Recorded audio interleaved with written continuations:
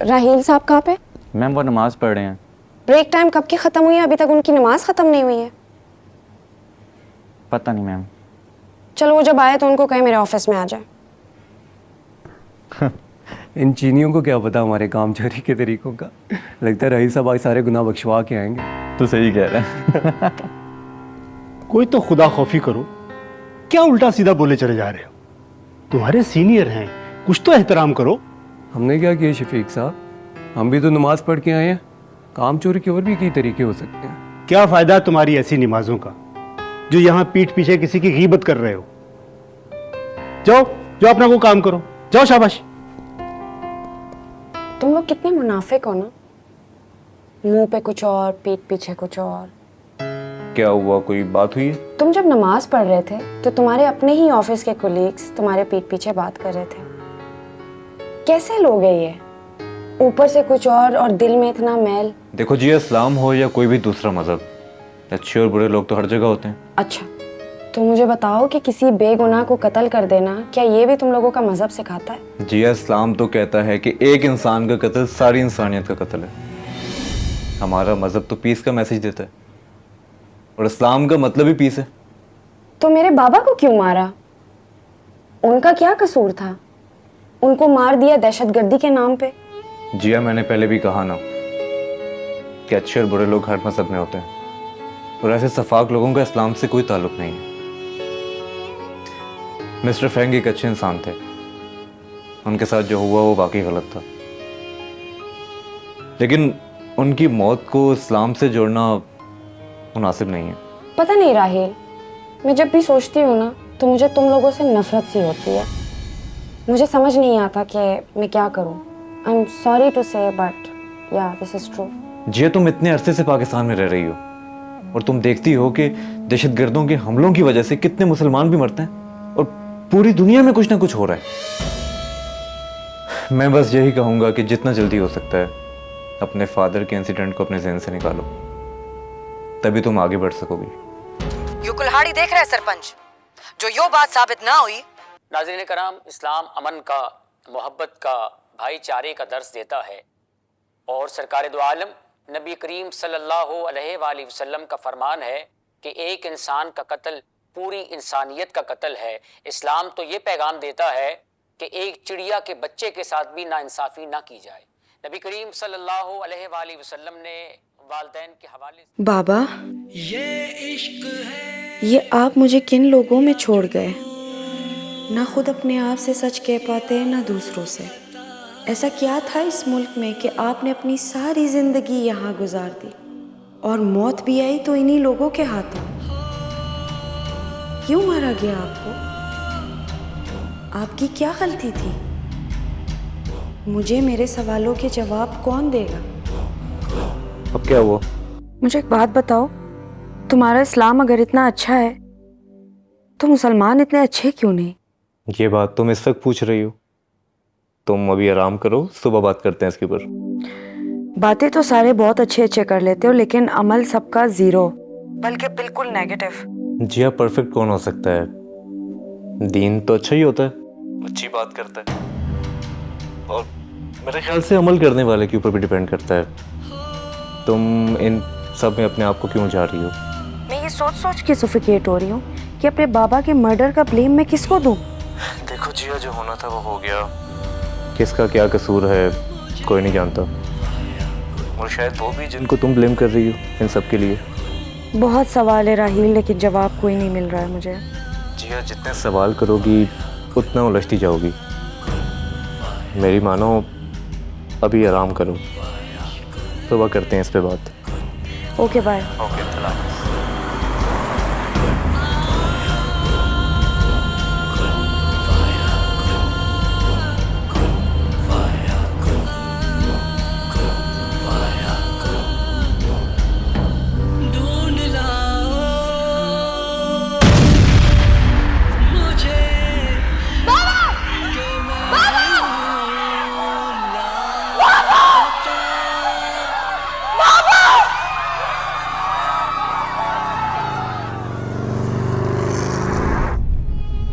Target killing में 2 चीनी बाशिंदे मारे गए।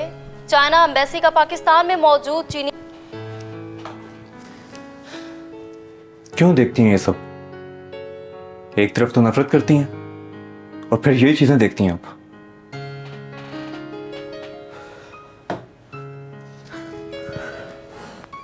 मैं बस ये देखना चाहती हूँ कि कोई तो मुझे सॉलिड रीजन दे कि ये नॉन मुस्लिम्स को क्यों मारना चाह रहे हैं। इन टेररिस्ट के दिमाग में चल क्या रहा है?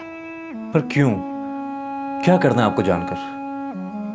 और आपको क्या लगता है कि हर बात का कोई सॉलिड रीजन होगा? ये सिर्फ पाकिस्तान में नहीं हो रहा। और पता नहीं इन सब के पीछे क्या कॉन्स्पिरेसी है। तो क्या करूँ राहील? तुम्हारे लिए ये सब कह देना कितना आसान है कि ये सब कॉन्स्पिरेसी है।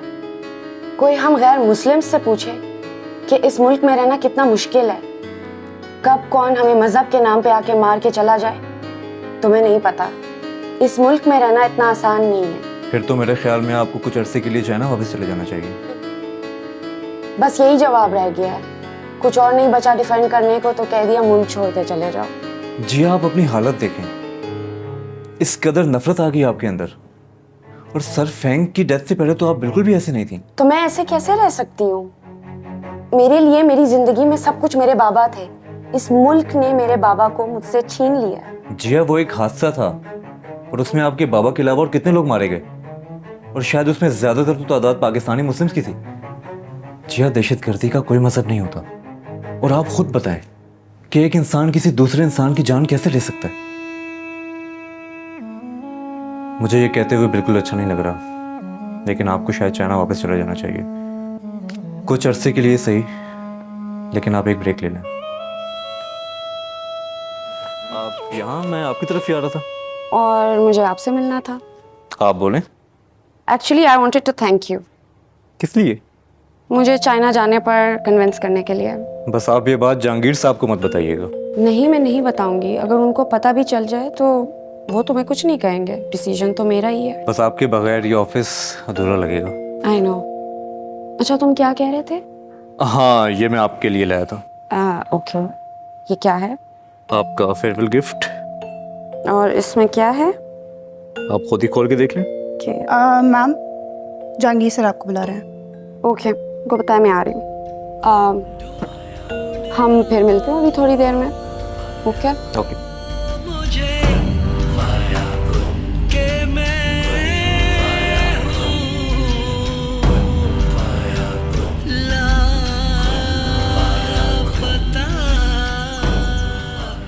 शौकत भाई, शौकत भाई, शौकत भाई। जी मैडम। शौकत भाई, आपने गाड़ी अभी तक तैयार क्यों नहीं की? आपको पता है कि मेरे ऑफिस में लेट हो रही है। सॉरी मैडम, मैं अब आपके पास नौकरी नहीं कर सकता। क्यों शौकत भाई, क्या हो गया? कोई बात हो गई है? मेरे पीर साहब कहते हैं कि जो मैं बात कहूँ वो मान लिया करो, वरना तुम्हें गुनाह होगा।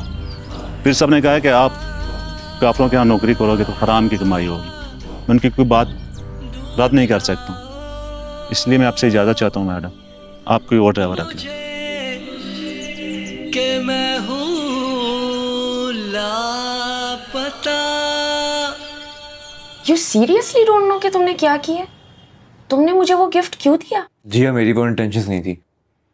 मैंने आपको बस एक कुरान गिफ्ट किया, जिसे आप अरबी के साथ साथ इंग्लिश में भी पढ़ सकती हैं, और उसे पढ़ने से आपकी सारी नेगेटिविटी दूर हो जाएगी। मैं नेगेटिव हो रही हूँ?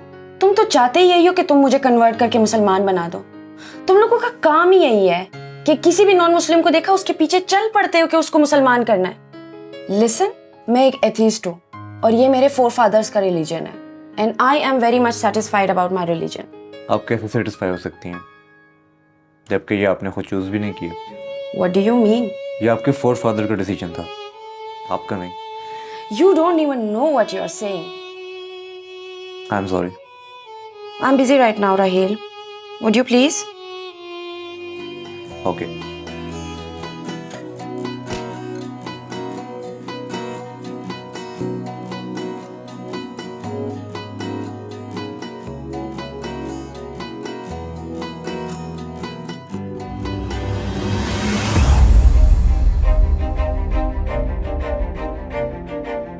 मुस्तफा फेंग। जी, अब मुझे समझ नहीं आ रहा था कि मैं तुम्हें कैसे समझाता। तो आपने मुझे क्यों नहीं बताया कि मेरे अब्बा मुसलमान हो गए थे? और उन्होंने अपना नाम मुस्तफ़ा फेंग रख दिया था।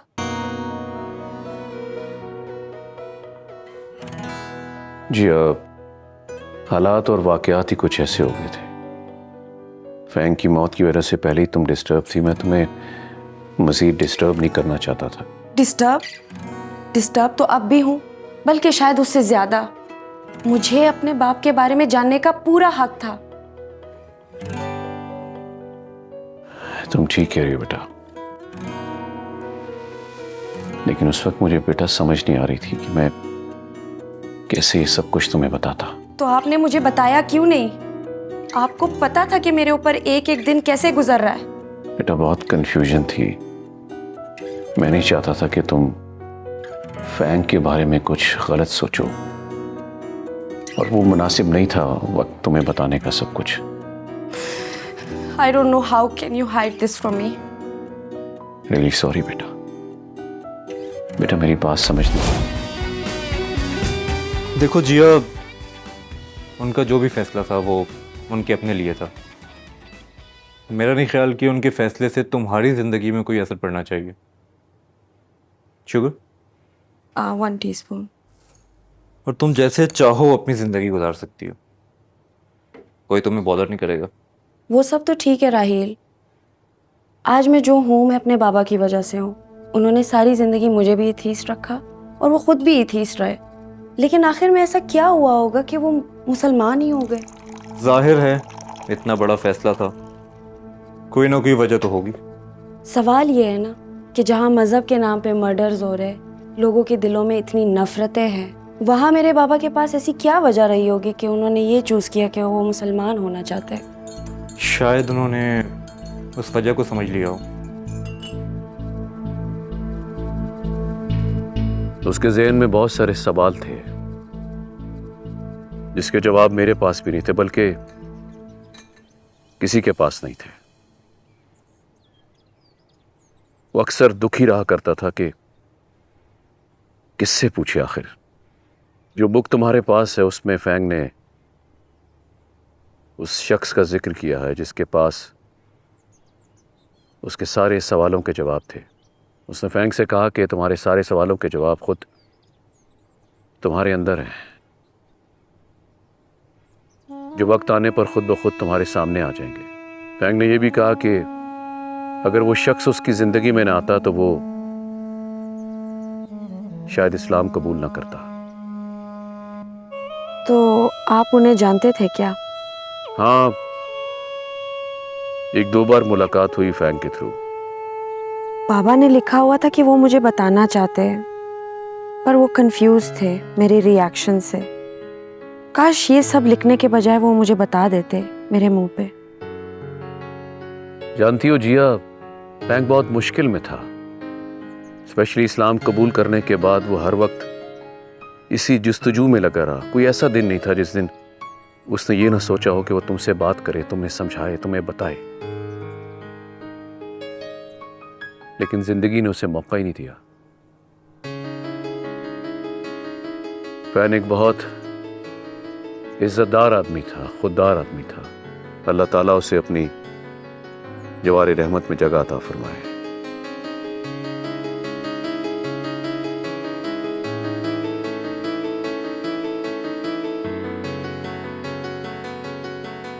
So he was buried, right? क्या उनको दफनाया गया है? शायद अगर शुरू से जिया को उसमें इन्वॉल्व कर लेता तो इतना इशू ना होता, बट अब जिया के लिए सब एब्जॉर्ब करना मुश्किल होगा। डरता हूँ जिया के रिएक्शन से, लेकिन एक ना एक दिन तो ये बात जिया के सामने आएगी। आई होप जिया मुझसे नफरत ना करे। मैं तुम्हारी तकलीफ समझ सकता हूँ। बाबा ने अपने मेंटोर के बारे में भी इतना कुछ लिख रखा है।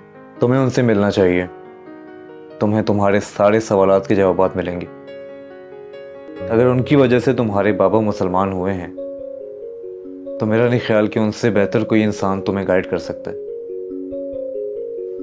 मैं भी उन्हें जानता हूँ, मेरे सारे सवालों के जवाब भी उन्हीं से मिले हैं मुझे। I am not sure. ज्यादा सोचो मत, एक बार मिलना ही है, मिल लो। मिलने में क्या हर्ज है? जब से अंकल फैंग की डेथ हुई है तुम मुसलसल एक स्ट्रगल में हो। और अब जब तुम्हारे सारे सवालों के जवाब मिलने जा रहे हैं, सारे राज खुलने जा रहे हैं, तो आगे बढ़ने से क्यों इनकार कर रही हो? किससे घबरा रही हो? किससे डर रही हो? अस्सलाम वालेकुम राहिल। वालेकुम सलाम। स्वान साहब। कैसे? ठीक है, बैठे प्लीज। Thank you. मान साहब, ये जिया हैं, जिया फैंग, फैंग साहब की बेटी। अच्छा अच्छा अच्छा अच्छा अच्छा, मुस्तफ़ा फैंग साहब की साहबजादी हैं आप? तो क्या आप मेरे बाबा को जानते थे? जी जी, बहुत अफसोस हो उनके इंतकाल का सुन के। बहुत अच्छे इंसान थे। आपका बहुत जिक्र किया करते थे। इनफैक्ट वो आपको यहाँ लाना भी चाहते थे। मेरे कुछ सवाल थे। जी पूछिए। कोई एथिस्ट इस्लाम कैसे कबूल कर सकता है? ये आप अपने बाबा के लिए पूछ रही हैं या अपने लिए? No no, I am just asking a general question.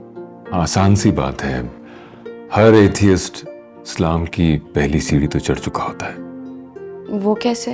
ला इलाहा, यानी कोई खुदा नहीं। अक्सर मुसलमान जो मुसलमान ही पैदा होते हैं, इस सीढ़ी पे ज्यादा गौर नहीं करते। तो फिर क्या ये सच है कि कोई खुदा नहीं? मैंने तो बिल्कुल नहीं कहा, मगर सवाल ये है कि कितने झूठे खुदा हैं जो हमने अपने दिल में रखे हैं, चाहे वो पैसा हो, इकोनॉमी हो, नौकरी हो, हमारी ईगो हो, कल्चरल नॉर्म्स हो। इन सबको देखकर ही ला इलाहा किया जाता है। तो फिर ये तो हर बंदे का इंटरनल मैटर हुआ। एब्सोल्युटली।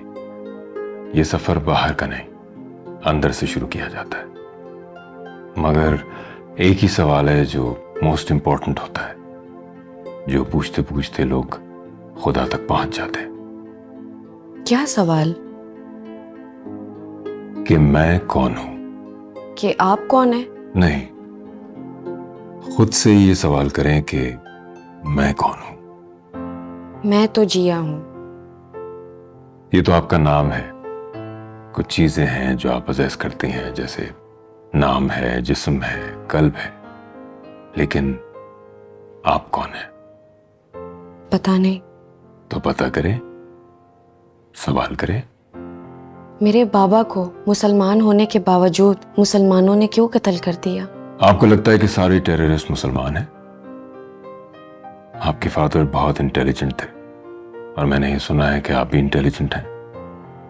देखें, ये तो पॉलिटिक्स है, इसे इस्लाम से क्या जोड़ना। रिलीजन का नाम यूज किया जाता है पॉलिटिक्स में, सिंपल माइंड्स को बेवकूफ बनाने के लिए। Has got nothing to do with Islam. मेरा ख्याल है कि ये तो आप अच्छी तरह जानती हैं। I guess. गुड।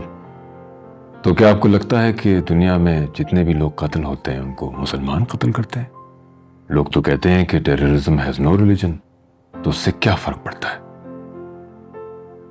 लेकिन सवाल आपका है कि आप इसे कबूल करती हैं, इस पे यकीन करती हैं या नहीं। इससे फर्क पड़ता है, सोचिएगा। By the way, I believe in science, facts and evidences. अगर कोई खुदा है तो मैं कैसे मान लूं कि वो मेरे बाबा के साथ ये सब होने देता? जी, आप सवाल ठीक कर रही हैं, लेकिन आप ये सवाल अल्लाह से क्यों नहीं पूछती? मैं तो नहीं मांगती हूँ ना, तो फिर मैं कैसे कर सकती हूँ? कर लें, एक एक्सपेरिमेंट समझ के कि कोई बनाने वाला है या नहीं। अगर कोई क्रिएटर है जो सुनता है तो वो सवालों के जवाब दे। एक ओपन माइंड, ओपन हार्ट के साथ एक अननोन हिम्मत करके देखें। हो सकता है तमाम जवाबात आपके सामने ही हो, और मैं नहीं समझता कि अगर अल्लाह से कोई सवाल करे उसे उसका जवाब ना मिले। तो फिर क्या मुझे अचानक आवाज आ जाएगी कोई? क्या मानो, ये तो आपके और उसके दरमियान है। मैं आपको इस उम्मीद और खौफ की सिचुएशन में एक एडवाइस करूंगा। जो राइट है, जो सच है, वो एक कैफियत है, उसे पहचानिए, क्योंकि आप उसे अच्छी तरह जानती हैं। और अगर जवाब ना मिला तो? और अगर मिल गया तो? कहते हैं कि ढूंढने से तो खुदा भी मिल जाता है। बात सिर्फ हमारे सवाल की सिंसेरिटी की है। और मैं नहीं समझता कि आपकी ये सिचुएशन बिला वजह है। हिम्मत करें, you'll see। मैंने बाबा से रिलेटेड आपसे कुछ सवाल करने हैं और आपसे रिलेटेड भी। जरूर कीजिए, लेकिन मेरा ख्याल है कि फिलहाल कुछ सवाल आपके और आपके अल्लाह के दरमियान होने चाहिए, क्योंकि सवाल करने की भी हिम्मत वो उन्हीं को देता है जिनसे वो खुद मुखातिब होना चाह रहा। और आपके इन सवालों से मुझे लगता है कि वो आपसे मुखातिब होना चाहता है, तो work on that, then come back. अगर आप कभी भी कुछ पूछना चाहें, कुछ जानना चाहें, तो I am here, you most welcome. Thank you so much, it was really nice meeting you. Thank you सुभान साहब।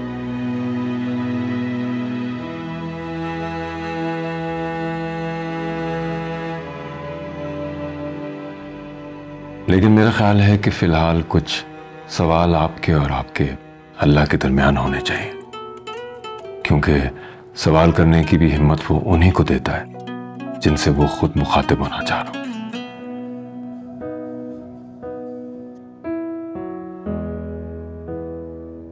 मेरा मकसद सिर्फ तुम्हारे लिए आसानी पैदा करना था, और वो सवाल जिनके जवाब तुम्हें नहीं मिल रहे थे, उन सब के लिए मैंने ये किया। लेकिन आप ये सवाल अल्लाह से क्यों नहीं पूछती? मैं तो नहीं मांगती हूँ ना, तो फिर मैं कैसे कर सकती हूँ? कर ले, एक एक्सपेरिमेंट समझ के कि कोई बनाने वाला है या नहीं।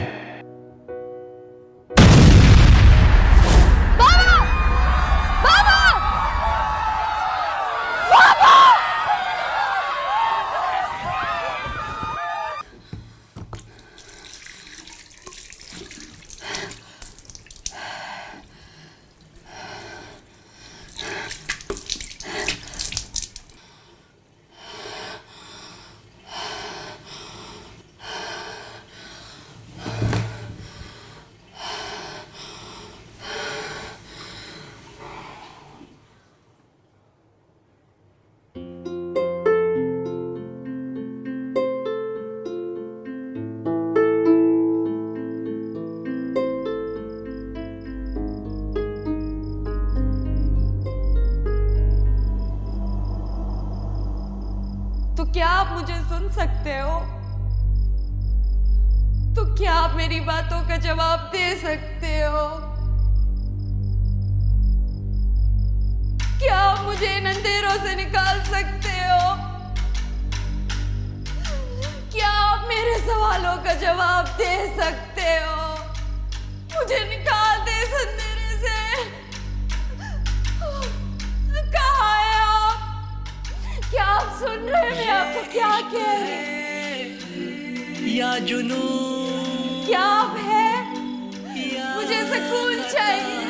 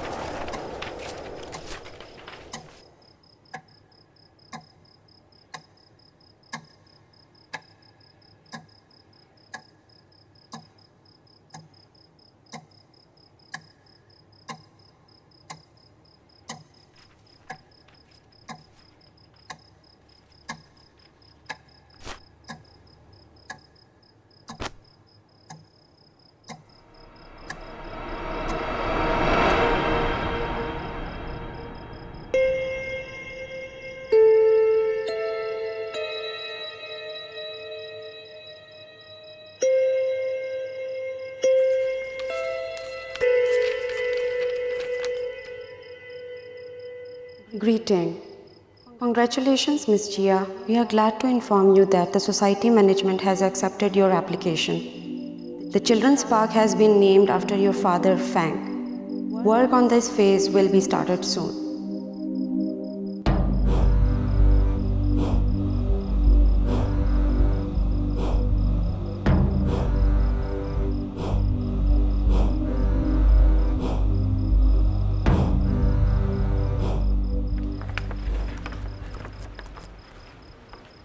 हमन करीब उनको अतराफ आलम में भी और खुद उनकी जात में भी अपनी निशानियां दिखाएंगे, यहां तक कि उन पर जाहिर हो जाएगा कि कुरान हक है। क्या तुमको ये काफी नहीं कि तुम्हारा परवरदिगार हर चीज से खबरदार है? अस्सलातु खैरुम मिनन नौम।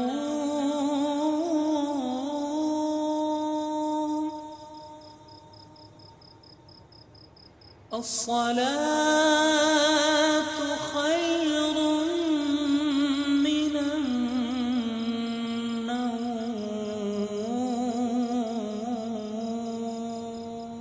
क्या हुआ अभी तक वही बेचैनी है?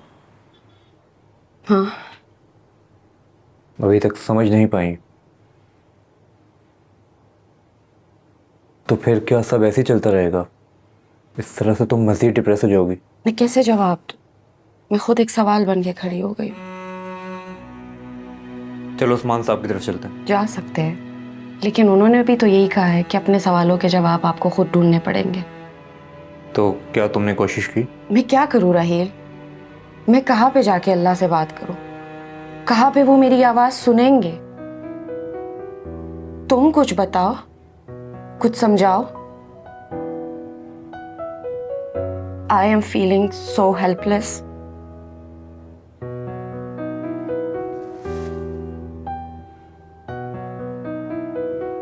मैं अल्लाह से तुम्हारे लिए दुआ करूंगा कि वो ये सफ़र तुम्हारे लिए आसान कर दे, तुम्हें इस कश्मकश से निकाले। थैंक यू राहील, मुझे अच्छा लगा कि तुमने बोला कि मैं तुम्हारे लिए दुआ करूंगा। ऐसा लगता है कि अल्लाह ताला तुम्हारी बहुत सुनते हैं। अल्हम्दुलिल्लाह, मैं अल्लाह से जो मांगता हूँ वो मुझे देता है।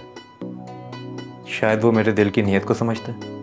तुम भी दिल से अल्लाह से रुजू करो, इंशाअल्लाह वो तुम्हारे दिल को भी सुकून देगा। खैर, तुम्हारे चक्कर में ना मैं लेट हो गया हूँ। 5 मिनट में मेल भेजनी थी, 10 मिनट मुझे यहाँ पर हो गए। Give me a smile. I'm smiling. Good.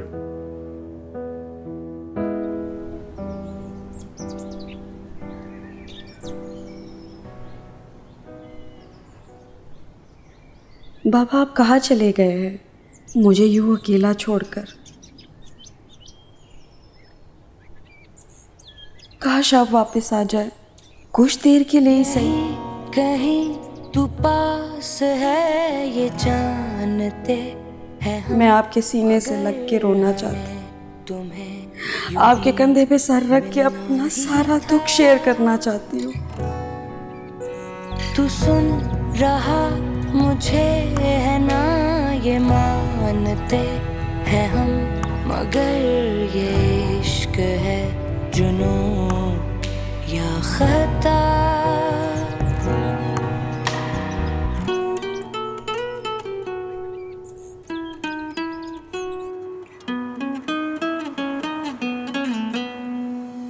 ये जो बॉल है राहिल और जिया, खास तौर पे आप, ये बॉल अगर मैं जोर से दीवार पे मारूं तो क्या होगा?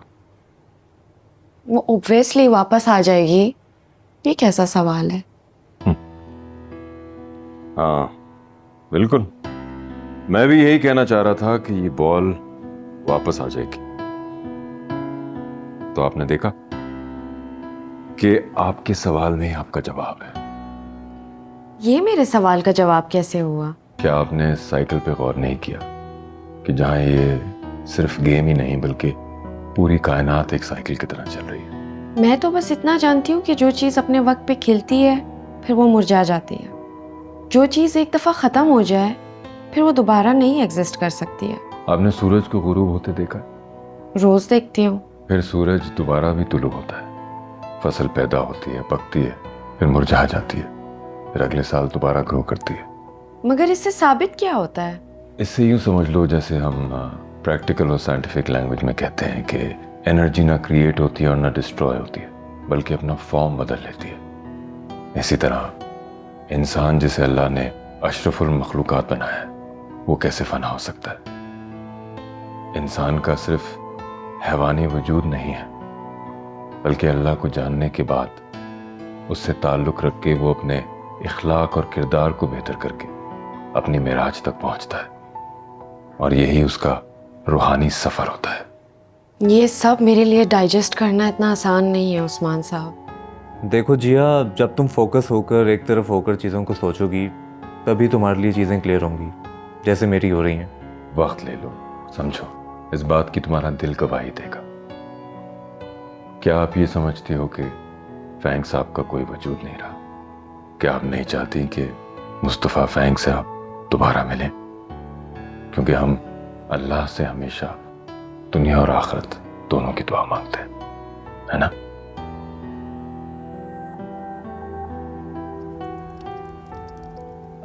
राहील, मुझे एक बात बताओ। पूछो। क्या ऐसा हो सकता है कि मरने के बाद इस दुनिया में इंसान की रूह वापस आ सके? हाँ शायद, लेकिन मैं इस बारे में कोई ऑथेंटिक बात नहीं कह सकता। तो अगर ऐसा है तो क्या ये मुमकिन है कि हम उन्हें देख सकते हैं? और अगर देख सकते हैं तो क्या ये यकीन है या फिर हमारा ख्वाब? कुछ लोगों का वहम होता है और कुछ का यकीन। जो खुद देखने और सुनने का मोहताज हो, यकीन तो उसके सामने बेबस हो जाता है। तुम कमज़ोर नहीं हो, तुम तो काफ़ी स्ट्रांग हो, जिसने अपने फादर की डेथ के बाद उनके बिजनेस को संभाला और इतने अच्छे से फोकस भी कर रही हो। शायद तुम्हारी जगह कोई और होता तो वो संभल ना पाता। लेकिन मुझे नहीं लगता कि मैं एक मजबूत लड़की हूँ। उस्मान साहब ने जो कहा वो तुम कर रही हो। I'm trying. बस अब तुमने अगर अल्लाह की कोर्ट में अपनी बात डाल दी है तो अब देखना जवाब भी वहीं से आएगा।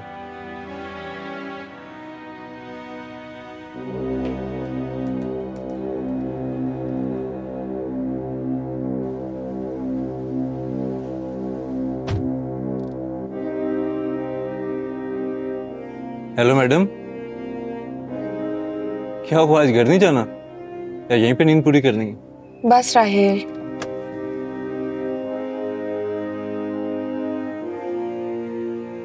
जिया कुछ टाइम ऑफ ले लो, तुम्हें आराम की ज़रूरत है। No I am fine. वैसे भी घर जाके करने को कुछ होता ही नहीं है। हाँ, ऑफिस आती रहोगी तो दिल बहला रहेगा, लेकिन इस टाइम एक्स्ट्रा प्रेशर लेना भी ठीक नहीं हो। कुछ दिन घर पे ही आराम कर लो तो बेहतर है। नहीं राहील, अकेले बैठने से मुझे वहशत होती है। तुम्हें पता है तुम्हारा सबसे बड़ा मसला क्या है? तुम्हारा अकेलापन। अब इसका तो कोई हल नहीं है। मेरा बस दिल चाहता है कि मैं उस्मान साहब से मिलती रहा करूं। उनके पास होने से ना दिल को सुकून मिलता है।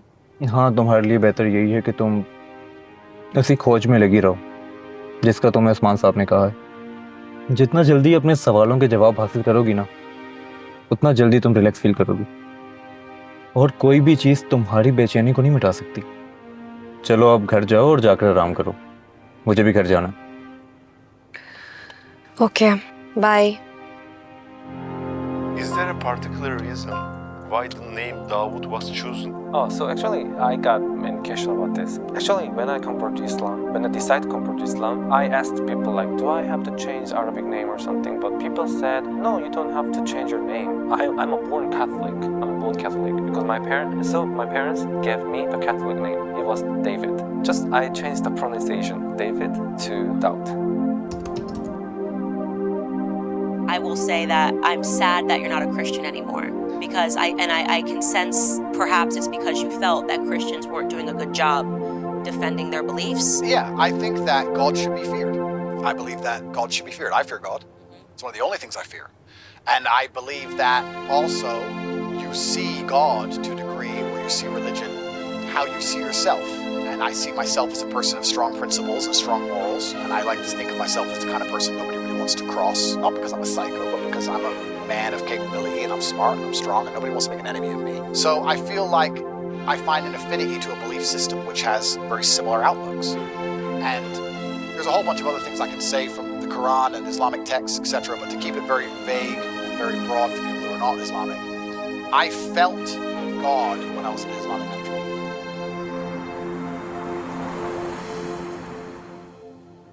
Kun faya kun faya kun faya kun faya kun faya kun faya kun faya kun faya kun faya kun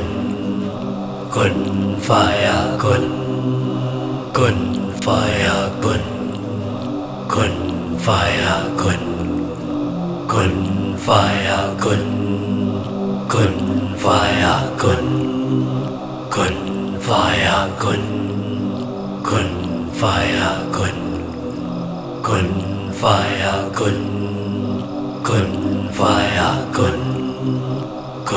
faya kun faya kun faya kun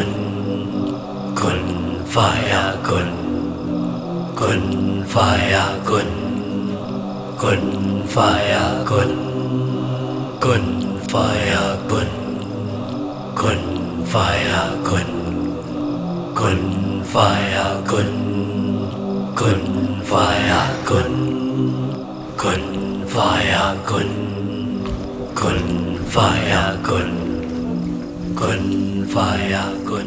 It has, and China's response to this, I would say, is pretty.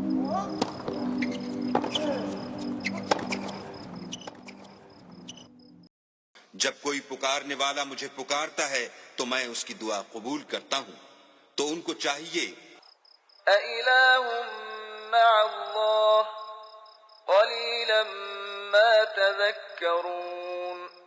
या वो बेहतर है जो मुस्तरिब की फरियाद सुनता है जब वो उसे पुकारता है और उसकी तकलीफ दूर करता है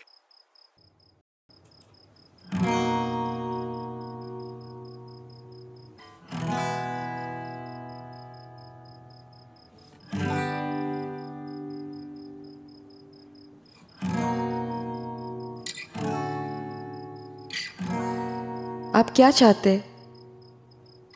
कि आपके बंदे आपकी सच्चाई को जान ले,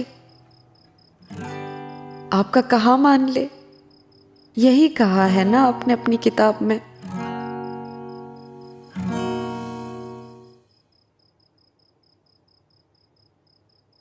अगर मुसीबत में लोग आपको बुलाए तो आप सुनते हैं ना, तो मेरी भी सुने। आप मुझे देख सकते हैं ना, सुन सकते हैं ना,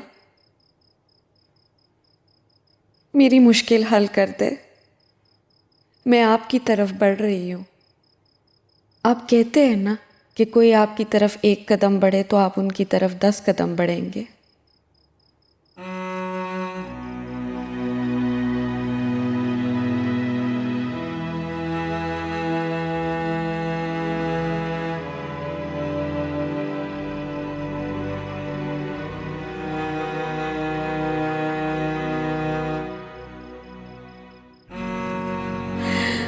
मैं थक गई हूँ। अब आपकी तरफ मैं तभी बढ़ूंगी जब आप चाहेंगे मुझे अपनी तरफ मोड़ ले। अगर आप चाहते तो।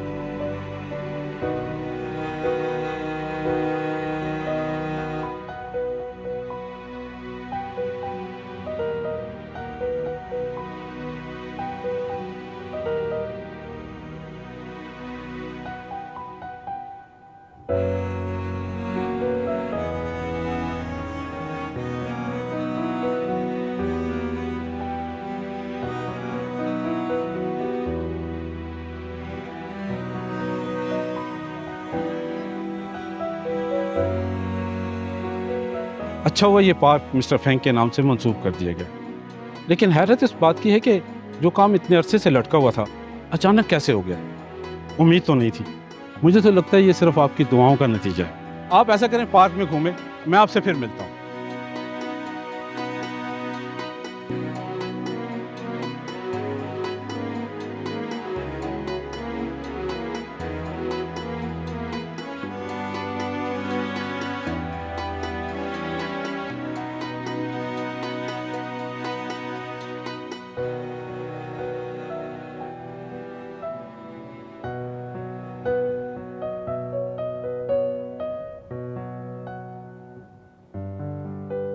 लगता है आपको आपके सवालों के जवाब मिल गए, लेकिन अब ये ना समझ लेना मैं कोई पहुंचा हुआ बाबा हूं जो दिलों के हाल जान लेता है। ऐसा कुछ नहीं है।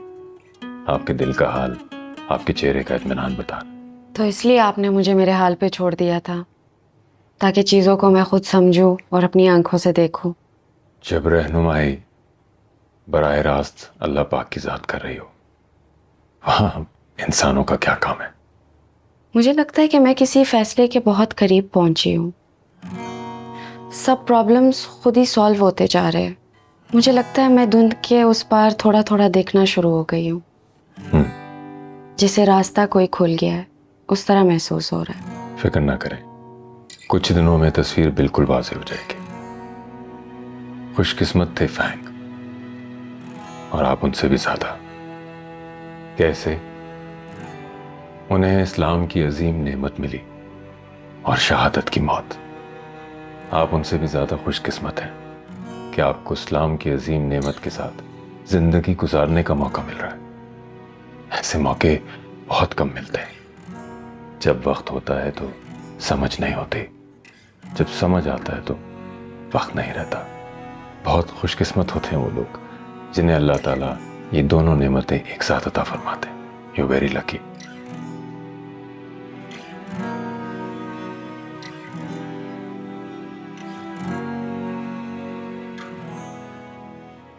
Wow, Raheel, this is such a beautiful and very peaceful place. तुम्हें अच्छा लगा? Yes, बहुत अच्छा है। तुम्हें पता जियो, ये मेरी सबसे फेवरेट जगह है और मैं अक्सर यहाँ पे अकेला आता हूँ। जब आता हूँ तो काफ़ी देर तक बैठा रहता हूँ। कुदरत के इन हसीन नज़ारों को देखकर हैरान हो जाता हूँ कि कैसे इस पूरे निज़ाम को अल्लाह अकेले चला रहा है। कैसे वो दिन के उजालों को रात की तारीकी में डाल देता है और फिर इसी तारीकी को दिन के उजालों में वापस बदल देता है। कभी हवा का चलना महसूस किया? कभी महसूस किया इसके ताज़ा झोंकों को? दरख्त की टहनियों को खुशी से झूमते देखा है कभी? जैसे वो झूम झूम कर अल्लाह की हम्दो सना बयान कर रहे हैं। आसमानों पे बादलों का चलना, बारिश का बरसना, परिंदों का चहचहाना, फूलों का खिलना, कभी महसूस किया जिया? कौन कर रहा है ये सब? महसूस करके देखो जिया, दिल से महसूस करके देखो। फिर देखो तुम्हारे कुछ सवालों के जवाब तुम्हें जरूर मिल जाएंगे।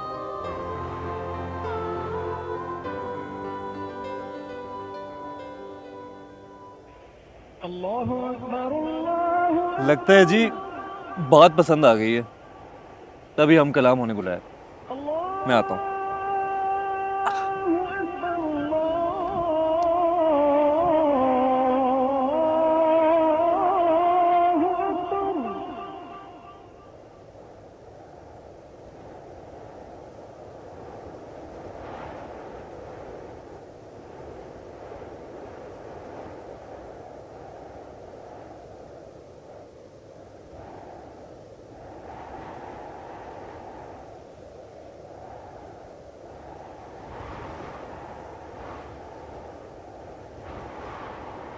आसमानों पे बादलों का चलना, बारिश का बरसना, परिंदों का चहचहाना, फूलों का खिलना, कौन कर रहा है ये सब?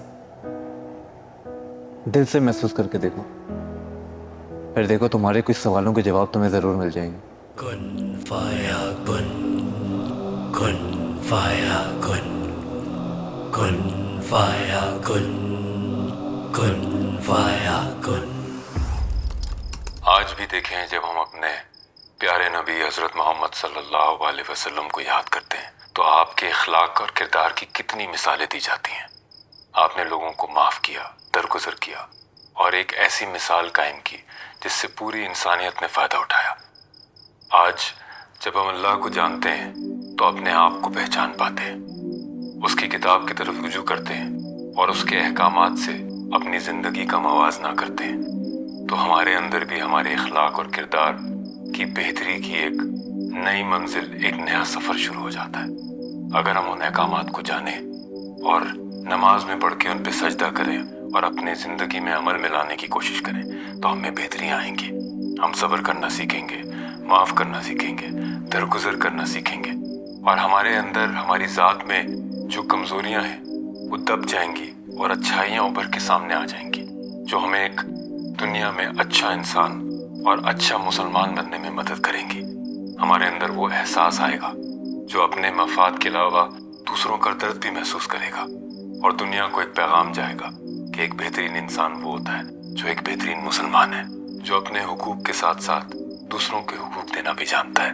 लेकिन इसके लिए बहुत ज़रूरी है कि हम अपने रब की तरफ, उसकी किताब की तरफ, उसके अहकाम की तरफ रुजू करें। और जहाँ इंसान तौबा करता है, अपने रब की तरफ रुजू करता है और अपनी इस्लाह करता है, उसे वो कभी मायूस नहीं करता। और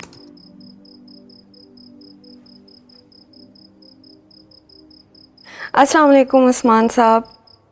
जी हाँ, मैं अपने फैसले पे पहुंच गई हूँ। बहुत मुबारक हो आपको। पहले सुन तो लेना। आपके लहजे के इत्मीनान ने सब बता दिया, पूरी वाइब्स आ रही हैं। मुबारक हो। मैं कल आपके पास आ रही हूँ।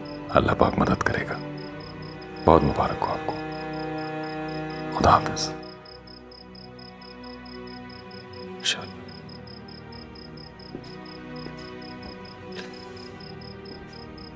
या अल्लाह, तेरा शुक्र है।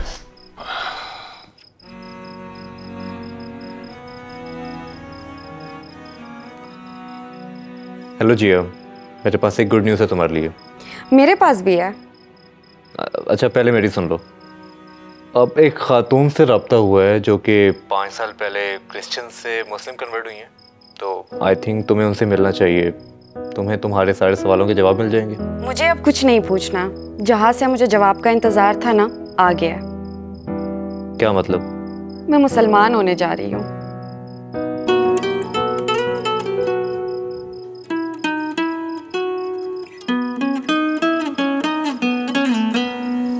अस्सलाम वालेकुम उस्मान साहब। वालेकुम अस्सलाम। वालेकुम अस्सलाम। बैठिए बैठिए बैठिए। कैसी हैं जी आप? बहुत खुश। इसी तरह खुश रहा करें, कुछ चेहरे होते ही मुस्कुराने के लिए। और राहिल, आप कैसा महसूस कर रहे हैं? आपकी कोलीग एक फलाह के सफ़र का आगाज़ करने जा रही है। सर, बहुत खुशी हो रही है, मैं बता नहीं सकता। आपको पता है कि जिया के इस तरफ माइल होने में आपका बहुत बड़ा हाथ है और अल्लाह आपको इस नेकी का अजर देगा। आमीन। हाँ, तो जिया, आप तैयार हैं?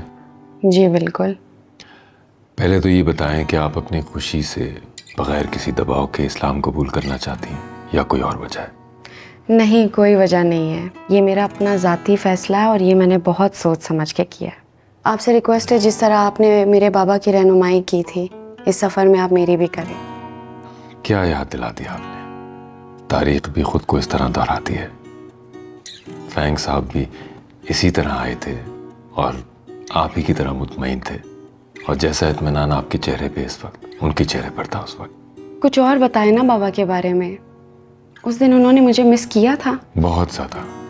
आपसे बहुत मोहब्बत करते थे और उनकी ये ख्वाहिश थी कि आप भी इस्लाम कबूल करें। अच्छा, क्या ऐसा उन्होंने कहा था आपके सामने? जी हाँ, कई बार कहा था। आज अगर वो होते तो बहुत खुश होते। अच्छा जी, अब सबसे पहले आपको वज़ू करने का मुकम्मल तरीका सीखना होगा। कोई मसला ही नहीं है, मैंने ऐप डाउनलोड किया हुआ है, इसके अंदर वज़ू करने का पूरा तरीका बताया हुआ है। तो आप जाइए, आप जाके वॉशरूम में वज़ू कर लीजिए, ठीक है? एक मिनट।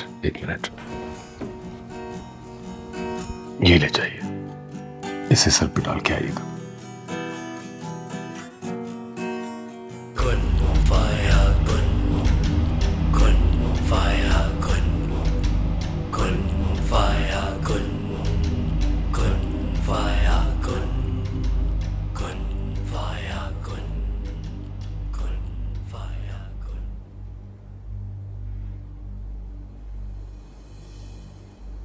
माशाल्लाह। तो हम बिस्मिल्लाह करते हैं। जी। आज मुझे इस तरह आपके सामने बैठ के फिर से वही वक्त याद आ गया जब आपके वालिद भी मेरे सामने इसी तरह बैठे थे और उन्होंने इस्लाम कबूल किया था। फैंग, आपको पता है कि आप क्या करने जा रहे हैं? जी, मैं अपने होश और पूरी खुशी से इस्लाम कबूल करने का ऐलान करता हूँ। माशाल्लाह माशाल्लाह माशाल्लाह। शुरू करते हैं। औज़ु बिल्लाहि मिनश शैतानिर रजीम अशहदु ला इलाहा इल्लल्लाह वहदहु ला शरीका लहू वअशहदु अन्ना मुहम्मदन अब्दुहु व रसूलुहु। मैं गवाही देता हूँ कि अल्लाह के अलावा कोई माबूद नहीं, वो वाहिद है अकेला है और उसका कोई शरीक नहीं। मैं गवाही देता हूँ कि मोहम्मद सल्लल्लाहु अलैहि वसल्लम अल्लाह के अब्द और उसके रसूल हैं। माशाल्लाह माशाल्लाह। मुबारक हो आपको, बहुत मुबारक हो।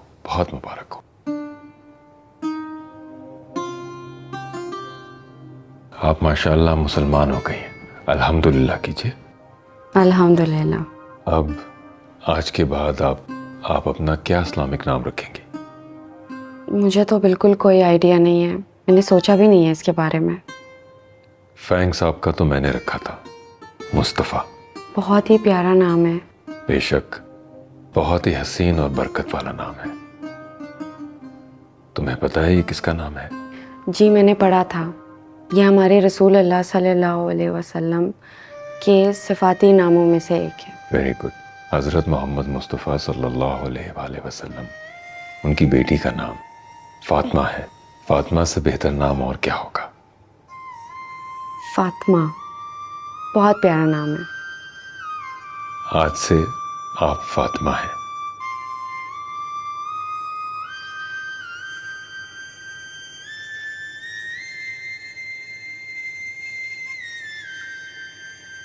आपको नया नाम बहुत मुबारक हो। मुबारक हो फातिमा। उस्मान साहब आपको भी मुबारक। माशाल्लाह माशाल्लाह। थैंक यू उस्मान साहब। अरे, बंदों का शुक्र कभी नहीं अदा करते। शुक्र के लिए सिर्फ अल्लाह ही की ज़ात है, करने वाला तो वही है ना। बंदे तो सिर्फ मोहरे होते हैं, कौन जाने कब कहाँ वो किससे क्या काम ले ले, ये वही तय करता है। लेकिन आपकी जगह अगर कोई और होता तो ये सफ़र नामुकम्मल होता। सफ़र कभी मुकम्मल नहीं होते। जब तक धड़कन चल रही है सब जारी है, और मंजिलें तो थका देती हैं, गिरा भी देती हैं, बांध देती हैं, आगे बढ़ने नहीं देती। इसलिए कभी भी मंजिल की नहीं बल्कि एक खूबसूरत सफ़र की दुआ मांगनी चाहिए। और अगर हम रंग हम सफ़र भी साथ हो तो फिर क्या ही बात है। हम रंग हम सफ़र कौन होता है? हम रंग हम सफ़र वो होता है तो या तो आपके ईमान के रंग में रंग जाए या आपको अपने ईमान के रंग में रंग ले। और अगर हम रंग हम सफ़र ना मिले फिर? इस पर हम फिर बात करेंगे। अभी मुझे ये बताओ कि नमाज कितनी सीखी है? मैंने अभी तक नमाज देखी है लेकिन सीख भी लूँगी, मैं जल्दी सीख लूँगी। हाँ, सबसे पहला काम ये है कि आप मुकम्मल नमाज सीखें। सर मैंने एक बात सुनी है कि जब बंदे ने अल्लाह से बात करनी हो तो वो नमाज पढ़ता है, लेकिन जब अल्लाह ने बात करनी हो अपने बंदे से तो फिर वो क्या करता होगा? तो बंदा कुरान पढ़े, अल्लाह वही जवाब देता है। एग्जैक्टली। जिस दिन मेरी नमाज मिस हो जाए ऐसा लगता है जैसे कोई इंपॉर्टेंट काम मिस हो गया। अच्छी बात है, बल्कि ना सिर्फ नमाज पढ़ें, अच्छे अमल करने की भी कोशिश करें, लोगों के साथ इखलाक से पेश आएं। हम उस वक्त तक अच्छे मुसलमान नहीं बन सकते जब तक हमारे लहजे में आजिज़ी और गुफ्तगू में नरमी ना आ जाए। अल्लाह सबको तौफीक देता है।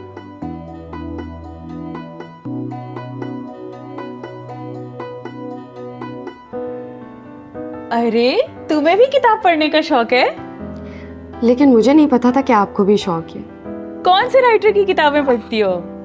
मैं कोई भी राइटर, बस ये कि वेल रिटन होना चाहिए कोई किताब। अच्छा, और आजकल किताब कौन सी पढ़ रही हो? मैं तो आजकल कुरान शरीफ पढ़ रही हूँ। हैं? कुरान पाक? जी, कुरान पाक। लेकिन क्यों? क्योंकि अल्हम्दुलिल्लाह मैं मुसलमान हो गई हूँ और मैंने इस्लाम कबूल कर लिया है। हाँ, सच?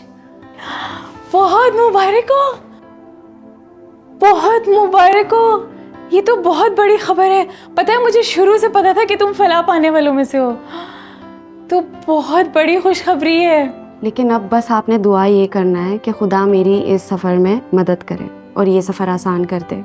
हाँ, मैं बहुत दुआएं करूंगी, मेरी सारी दुआएं तुम्हारे लिए। हाय, अब तो तुम्हारे केक खाने का डबल मजा आएगा। खाओगी ना? ये लो, बिस्मिल्लाह।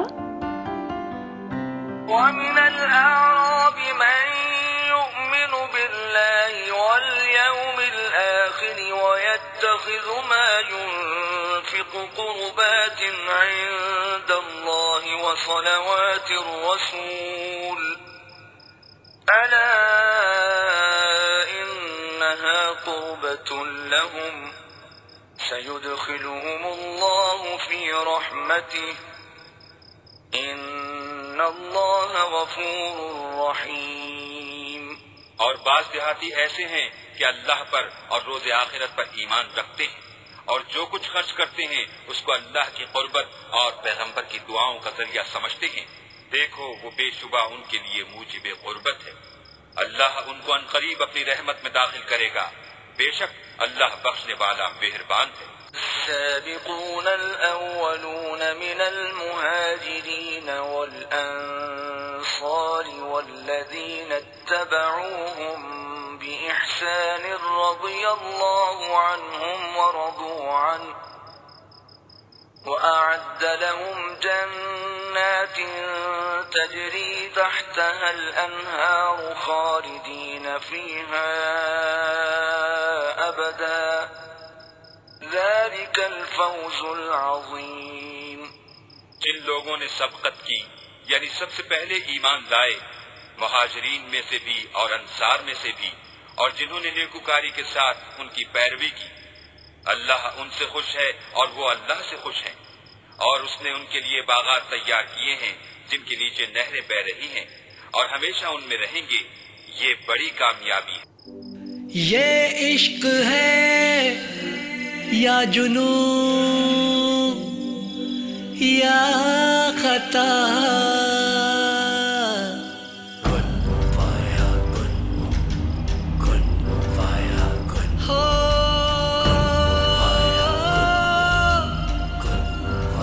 कुरान पाक में लिखा है कि अल्लाह की राह में जितना भी खर्च किया जाए उतना सवाब है। बेशक, इसमें शक की कोई बात नहीं। बहुत बड़ी फजीलत है ज़कात, खैरात, सदक़ात की। लेकिन I have this question from you. मुझे समझ नहीं आता कि ये हम कैसे देंगे लोगों को। Like how can we guess that a person is in need, is really in need? सबसे पहले तो शायद रिश्तेदार, दोस्त अहबाब, और उसके बाद यतीम, मस्कीन, और वो लोग जिनको शायद ज़रूरत है इसकी। How can we guess that a person is in need, is really in need? मतलब कि तुम ये कहना चाहती हो कि हमारे सदक़ात और खैरात का वाकई कोई हकदार है या नहीं? Exactly. देखो फातिमा, जो ज़रूरतमंद और हकदार होगा ना, अल्लाह उसे ख़ुद तुम्हारी आंखों के सामने ले आएगा। सबसे पहले तो अपने करीब करीब लोगों को देखो, अगर रिश्तेदार नहीं हैं तो फिर अपने दोस्तों को देखो। कहते हैं ना, अव्वल ख़ेश बाद दरवेश। I see. Thank you for guiding me in this direction. अच्छा, मैंने एक और बात पूछनी थी। पूछो। अगर मैंने नमाज पढ़ना सीखना है तो वो मैं कैसे करूँगी? वैसे कुरान तो मैं ऑनलाइन यूट्यूब पे वीडियोस देख के मैं सीख सकती हूँ, but I don't know like कि मैंने अगर नमाज पढ़ना है उसको मैं कैसे पढ़ूँगी? हाँ, मैंने एक कारिया से रब्ता किया तो है, वो इंशाल्लाह जल्द ही तुम्हारे घर आकर तुम्हें क्लासेस दे दिया करेगी। That would be so great. Thank you so much. मैं तो आपकी इतनी शस्ता उर्दू सुन के हैरान हूँ। शस्ता?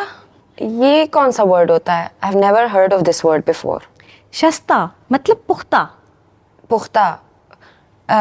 ये कौन सा वर्ड है? Strong, powerful और clear. I mean to say that you have a good command on Urdu language. हाँ, ये समझ आ गया, लेकिन शस्ता और पुख्ता मुझे कुछ समझ नहीं आया। By the way, you are very different.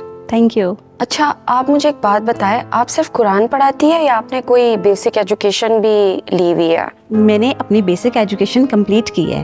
Actually, I have done masters in business administration. Right now, I am working as an operations manager in an international NGO. So, according to me, आपका दीन और दुनिया दोनों साथ साथ चलने चाहिए। Wow. By the way, सारी मुलानियाँ आपकी जैसे नहीं होती है। You are very different. Wow. From where you have learned this word, मुलानिया? Anyhow, ये लो, इसमें नमाज का मुकम्मल तरीका है। ये तुम्हारे होमवर्क के लिए है, बाकी मैं यहाँ आके सिखा दिया करूँगी। Thank you so much Hajra. मैंने आपसे एक और चीज़ बोलनी थी कि मैंने सिर्फ कुरान, नमाज और अरबी नहीं सीखनी है आपसे, बल्कि दीन का एक एक रुकन और फ़र्ज सीखना है। अच्छा, मुझे आप अपना स्केड्यूल देख के बता देना, ताकि मैं डेली 1 घंटा आके आपको कुरान पाक की तालीम देती दिया करूँ। ठीक है, तो अब मैं चलूँ? आए, मैं आपको बाहर छोड़ देती हूँ। आपने तो चाय भी नहीं पी। नहीं, फिर कभी इंशाल्लाह।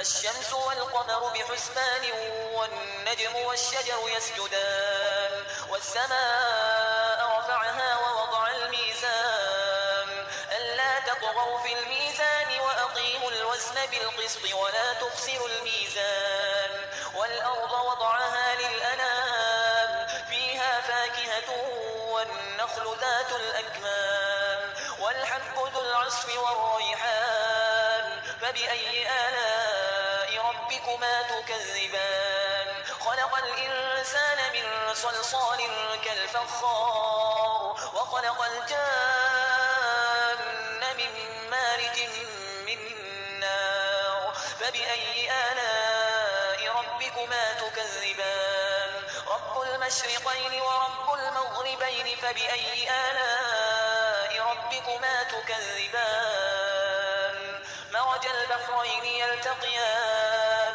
بينهما برزخ لا يبغيان فبأي آلاء ربكما تكذبان يخرج منهما اللؤلؤ والمرجان فبأي آلاء ربكما تكذبان وله الجوار المنشآت في البحر كالأعلام فبأي آلاء ربكما تكذبان كل من عليها فان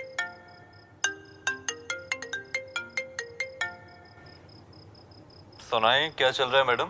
वही कुरान शरीफ पढ़ रही थी। अच्छा, माशाल्लाह। कौन सी सूरत? सूरह रहमान।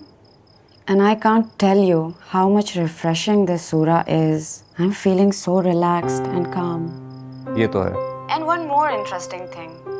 इसमें अल्लाह ताला ने फरमाया है कि मैंने 2 दरिया जारी किए हैं। उस पानी के बारे में बहुत डिटेल है। एंड यू नो, डायरेक्ट मेरा ध्यान कहाँ पे गया? कहाँ? जहाँ पे 2 समंदरों का पानी इकट्ठा है लेकिन आपस में मिलता नहीं। हाँ, वही जगह जहाँ 2 समुद्रों का पानी इकट्ठे बहता है लेकिन कलर डिफरेंट है। देखो ना, दुनिया में लोगों को अब आके पता चल रहा है ये सब, लेकिन कुरान में ये सब के बारे में 1400 साल पहले बताया गया है। हाँ बेशक, अल्लाह रब्बुल इज़्ज़त की शान है, उसने अकल वालों के लिए निशानियाँ रखी हैं। पता नहीं, मैं अभी भी हैरान हूँ कि लोग क्यों नहीं मानते। नहीं, अब ऐसा भी नहीं है। यही तो कुरान की सच्चाई की ताकत है कि कितने लोग वेस्ट में इसको पढ़कर मुसलमान हो रहे हैं। होना भी चाहिए, सच को मान लेने में देर किस बात की है। हाँ वो सब तो ठीक है, लेकिन अब तुम आहिस्ता आहिस्ता कुरान को अरबी में पढ़ना शुरू करो, और मैं कारिया से भी कहता हूँ कि वो तुम्हें अरबी पढ़ाना शुरू करे। हाँ हाँ, सीखूंगी इंशाल्लाह। फ़िलहाल तो मेरा पूरा फोकस है नमाज सीखने में, उसके बाद मैं कुरान पाक भी सीखूंगी। अच्छा अभी तुम बंद करो, मुझे ये तलावत सुनने में बहुत मज़ा आ रहा है। ओके, अल्लाह हाफिज़। Okay, good night.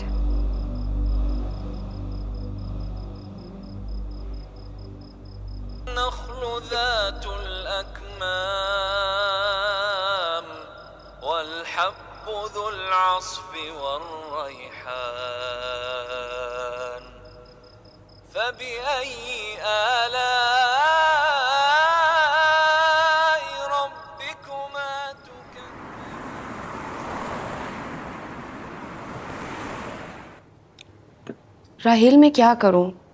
मैं जितनी कोशिश करूं कि नमाज की रूटीन बनाऊं, मैं नहीं बना पा रही हूं। मैं 5 वक्त की नमाज नहीं पढ़ पा रही हूं, कोई ना कोई नमाज पीछे रह जाती है। देखो फातिमा, ये शुरू का वक्त है, इसमें नमाज़ों की रूटीन नहीं बन पाती, लेकिन आहिस्ता आहिस्ता बन जाएगी। अच्छा मुझे एक बात बताओ। पूछो। इस्लाम हमें घड़ी के साथ क्यों बांध के रख देता है? फजर, जोहर, असर, मगरिब, इशा, हमेशा हमेशा यही डर लगता है कि कोई ना कोई नमाज मिस हो जाएगी। देखो फातिमा, अल्लाह ने सारी कायनात का एक निज़ाम बनाया है। जैसे सूरज वक्त पे तलू होता है और शाम में वक्त पे ग़ुरूब, जैसे हमारे सोने का टाइम, जागने का टाइम, खाने का टाइम, एक्सरसाइज का टाइम, हर चीज़ का एक टाइम है। अब अगर मैं तुम्हें एक छोटी सी एग्जांपल दूं कि हमारे ऑफिसेज़ के टाइम, स्कूल्स के टाइम, यूनिवर्सिटीज़ के टाइम, अगर हम इनको मैनेज ना करें तो चीज़ें ख़राब होंगी। इसमें शायद हमारे लिए आसानी है। हाँ तुम सही कह रहे हो, अगर हम वक्त की पाबंदी ना करें तो दुनिया का सारा निज़ाम ख़राब हो जाए, कोई काम वक्त पे नहीं हो पाएगा। यही सिस्टम है जिसकी वजह से दुनिया तरक्की कर रही है। एग्जैक्टली। देखो तुम्हारे सवाल में तुम्हारा जवाब था। अल्लाह अपने बंदे से बहुत मोहब्बत करने वाला है, वो तो बस चाहता है कि उनके बंदों में नज़्म ज़ब्त आ जाए, जो कि शायद उनके लिए बेहतर है। और देखो अल्लाह ने कुरान में ख़ुद फरमाया कि ना सूरज के बस में है कि वो चाँद को पकड़े, और ना रात दिन पर सबकत जा सकती है। वाओ, ये कौन सी आयत है? सूरज यासीन आयत नंबर 40। मैं भी पढ़ूंगी आज घर जाके। ज़रूर। ओके मैं जाती हूँ। हाँ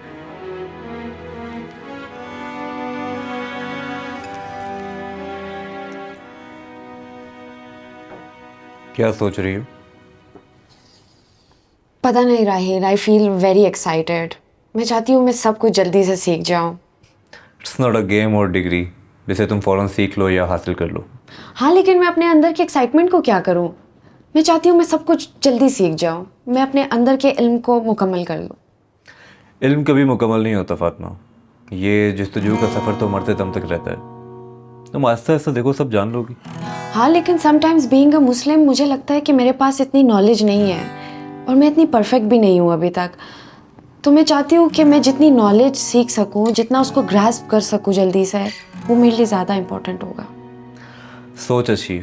मैं अपने दीन के बारे में सब कुछ जानना चाहती हूँ।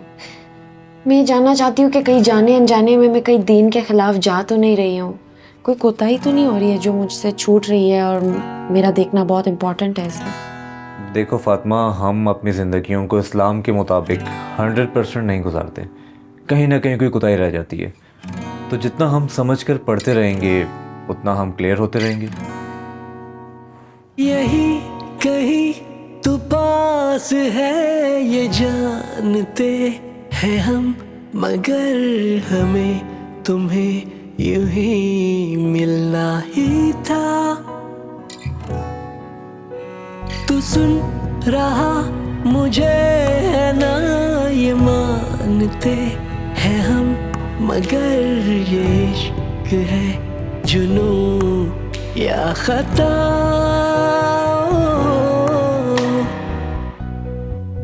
अस्सलाम वालेकुम अंजुम भाई। वालेकुम सलाम। फातिमा जी कैसी हैं आप? मैं ठीक हूँ, आप कैसे? मुझे बताएं कि आपके पास कोई नई किताबें नहीं आई है?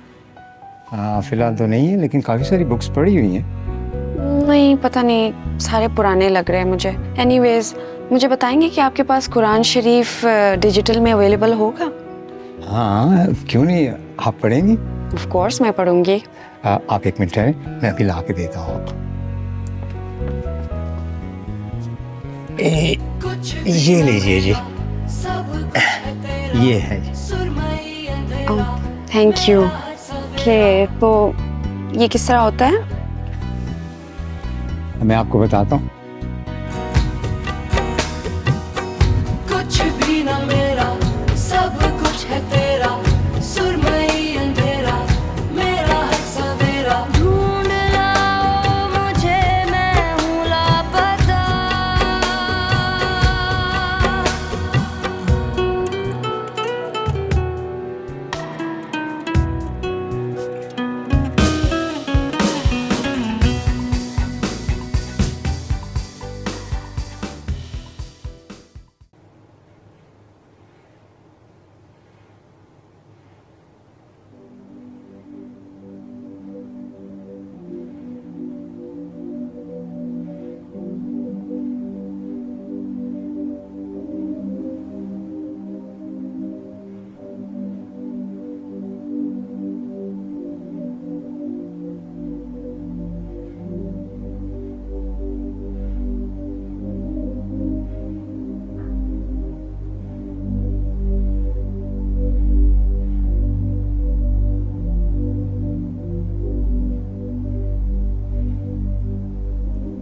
तुम यहाँ क्या कर रही हो? बस तुम्हें नमाज पढ़ता हुआ देख रही थी। कितना फोकस्ड होके नमाज पढ़ते हो। नमाज तो बड़ी फोकस होके जाती है। काश मैं भी ऐसे पढ़ सकती। जब भी पढ़ने लगती हूँ पता नहीं इधर उधर के ख्याल आना शुरू हो जाते हैं। बहुत कॉमन बात है, अक्सर लोगों के साथ ऐसा होता है, मेरे साथ भी होता था। लेकिन मैंने इस चीज़ को कंट्रोल किया है, ये सोच कर कि जब आप नमाज़ पढ़ रहे होते हैं तो आप अल्लाह से डायरेक्ट हम कलाम होते हैं। तुम भी यही सोच कर नमाज़ पढ़ा करो कि तुम अल्लाह से हम कलाम हो रही हो, फिर तुम्हें कोई ख्याल नहीं आएंगे। इंशाल्लाह मैं भी आइंदा यही सोच के पढ़ा करूँगी कि मैं अल्लाह से हम कलाम हो रही हूँ। इंशाल्लाह। चलो मिलते हैं। ओके।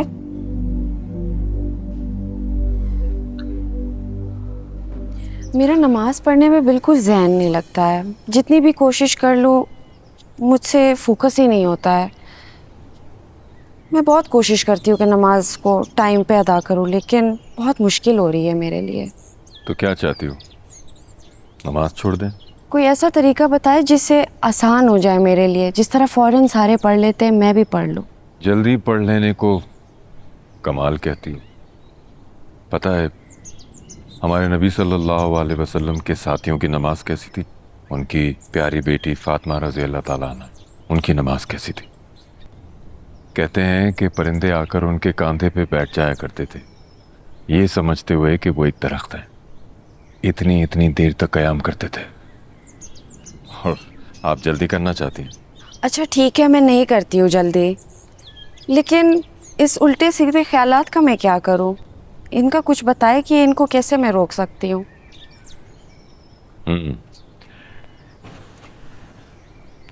हाँ ये तो मसला है। आप एक बात बताएं कि ऐसी कौन सी जगह है जो आपको सबसे ज़्यादा अच्छी लगती है, जहाँ आप बार बार जाना चाहें? चाइना, मेरी मम्मा का घर। वहाँ जाके आपको क्या ख्याल आता है? अपनी मम्मा की याद आती है मुझे। क्यों, पाकिस्तान याद नहीं आता? अपनी जॉब, अपना घर, अपनी गाड़ी, ये सब? नहीं, ये सब मुझे क्यों याद आएगा? क्यों, क्या ये सब आपकी ज़िंदगी का हिस्सा नहीं है? हाँ, लेकिन इसकी इतनी अहमियत नहीं होती है उस वक्त। यही तो मैं आपको समझाना चाह रहा हूँ कि जब बंदा अपने रब के हुजूर खड़ा होता है तो किसी शय की कोई अहमियत नहीं रहती। अभी तो अल्लाह ने आपको अपने घर बुलाना है। वहां जाएंगी तो अपने अम्मा के घर के साथ साथ पूरी दुनिया भूल जाएंगी। इंसान को जब ये महसूस हो जाए कि जिस जगह वो खड़ा है वो कायनात के खालिक का दरबार है, तो उससे ज्यादा किसी चीज की अहमियत क्या हो सकती है? कोई ख्याल कैसे आ सकता है ना? समझने की बात है। मैं ये काम जरा कंप्लीट कर लूं। जो रहम नहीं करता उस पर रहम नहीं किया जाता। कोई इंसान अपने रब तक पहुंच ही नहीं सकता जब तक उसमें खौफ खुदा, सुलह रहमी और अपने रब की मखलूक के लिए दिल में रहम ना हो। फिर इंसान अपने दिल में नरमी कैसे पैदा कर सकता है? जो भी अपने रब से उम्मीद लगाता है उसमें खुद ब खुद आजिज़ी पैदा हो जाती है। गुरूर चाहे दौलत का हो, जहानत का या इबादत का, इंसान को सख्त दिल और आदम बेजार बना देता है। अगर हम एज एन इंसान रब की कायनात पे गौर करें तो हमें अपनी ज़ात किसी ज़र्रे से ज़्यादा नहीं लगेगी। ये तो अल्लाह की शान है कि उसने इंसान को गौर व फिक्र के लिए चुना। इसलिए नहीं कि अशरफुल मखलूक़ात तकब्बुर करे, बल्कि इसलिए कि उसकी कायनात की खूबसूरती को महसूस कर सके। एहसास दिल सिर्फ इंसान कर सकता है।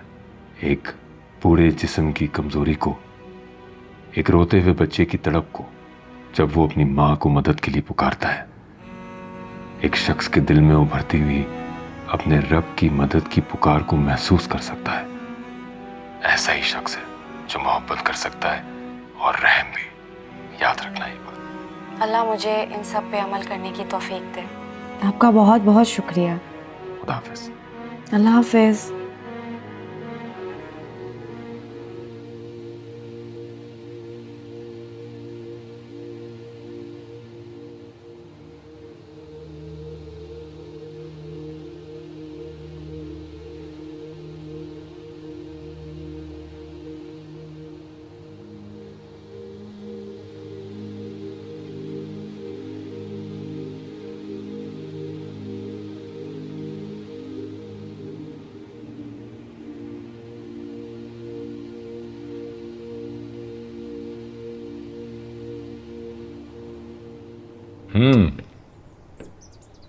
बिल्कुल, हर चीज़ की वजह है।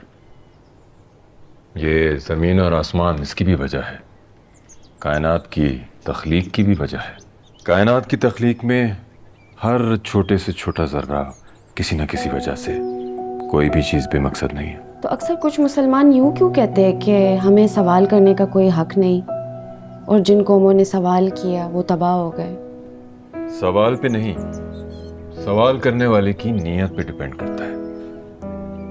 जो कौमें तबाह हुई थी उन्होंने सवाल मजाक उड़ाने के लिए किया था। अगर इल्म के इजाफे के लिए सवाल किया जाए तो अल्लाह पसंद करता है ऐसे लोगों को। वो तो इनफैक्ट खुद फरमाता है कि इल्म रखने वालों के लिए, अकल रखने वालों के लिए निशानियां हैं, यानी आयात। अगर वो गौर करें और समझें, सो समझने की कोशिश करो। So it means Islam accepts rationality. Yes, yes, of course. लेकिन लोग तो देखो, हर दो इंसानों की राय मुख्तलिफ होती है और हर कोई अपने नजरिए से बोलता है। अगर सबकी अपनी अपनी राय होती है तो किस बात पे यकीन किया जाए? फिर सच क्या है? सच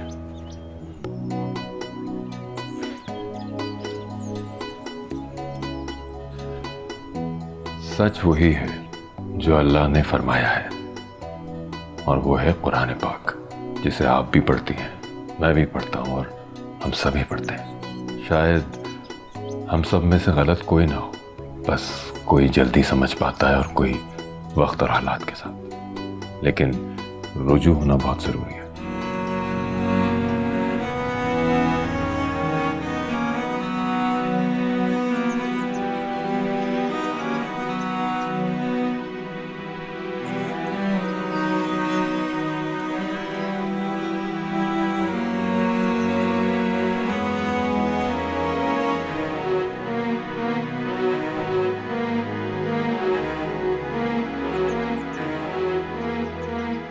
पापा, आप मुझसे यही चाहते थे ना कि मेरे दिल में सिर्फ और सिर्फ अल्लाह और उसके रसूल की मोहब्बत हो और कुछ नहीं। मैं भी यही चाहती हूँ, मगर डरती हूँ। आपसे जो रिश्ता आपके जाने के बाद बन गया है वो कहीं खो ना जाए मुझसे। मैं महसूस कर सकती हूँ कि आपकी रूह मुझसे कितना खुश होगी आज। काश ये खुशी मैं आपको आपकी ज़िंदगी में दे सकती। मेरे अंदर की बेचैनी और खौफ सब दूर हो चुकी है। मैं बहुत मुतमईन हूँ और खुश हूँ बाबा, बस आपकी याद बहुत आती है।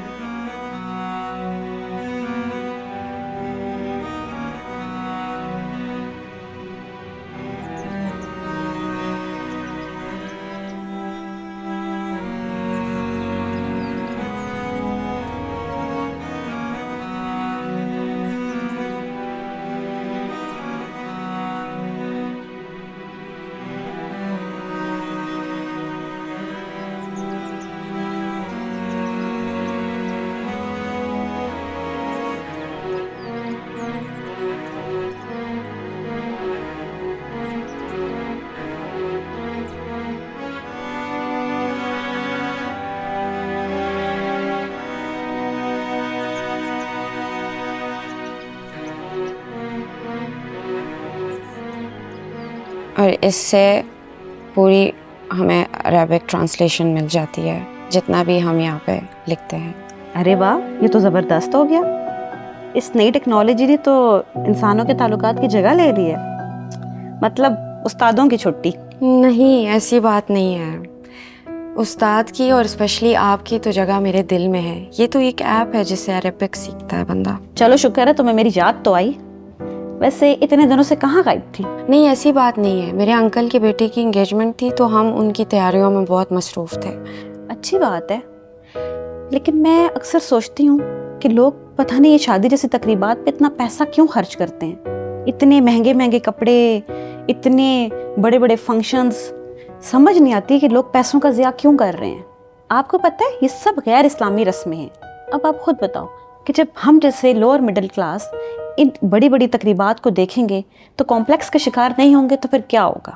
बिल्कुल आप सही बोल रही हैं। मैं भी अक्सर यही सोचती हूँ। खैर दिखाओ इस ऐप पे कैसे अरबी पढ़ती हो। मैं आपको दिखाती हूँ अभी। ये देखें, यहाँ पे हम डालते हैं इंग्लिश वर्ड्स, यहाँ पे डालते हैं अरबिक वर्ड्स। ये खुद ब खुद यहाँ पे सारी ट्रांसलेशन। रस्म और रिवाज इंसान के लिए, इंसान उनके लिए नहीं है। लेकिन इस्लाम तो फजूल खर्ची और दिखावे की ज़िंदगी को नापसंद करता है। फिर लोग क्यों ऐसा करते हैं और उसे फ़ख्र से बताते भी है?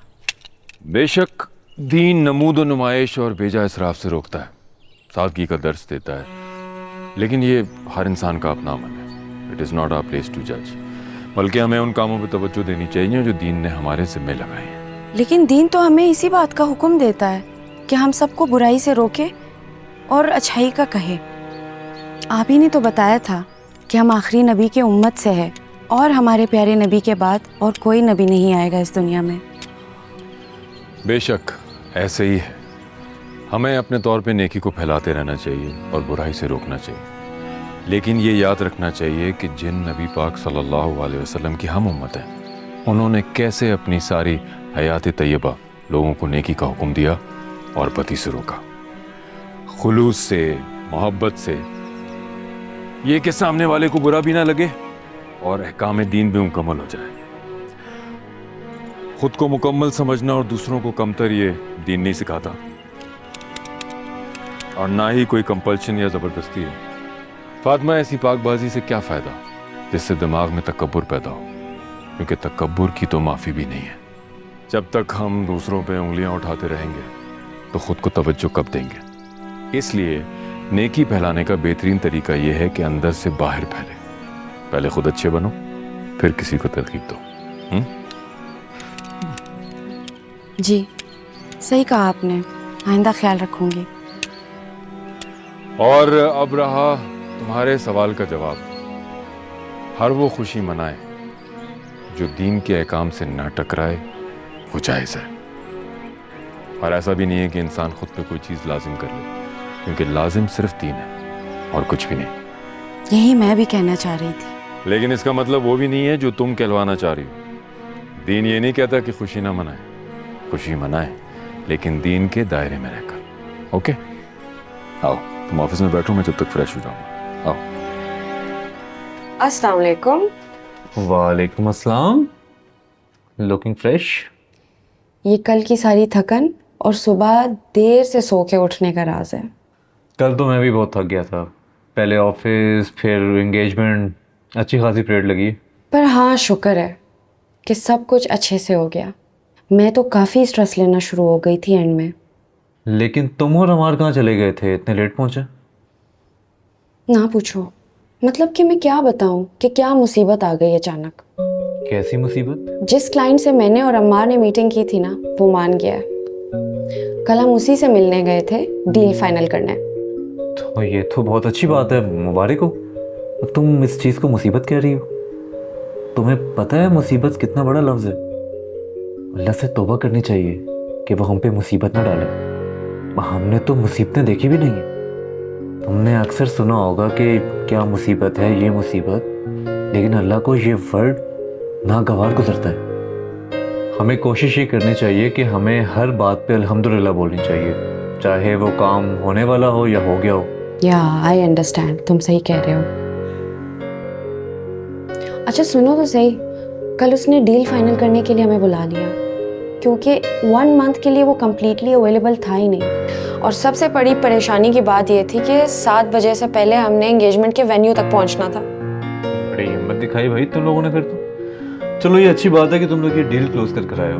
अल्हम्दुलिल्लाह। That's right. चलो अब हमें ज़्यादा काम करना पड़ेगा और अम्मार को थोड़ा लूज छोड़ देते हैं। बिल्कुल ठीक है, मैं अपने रूम में हूँ। I will see you around. Okay मिलते हैं।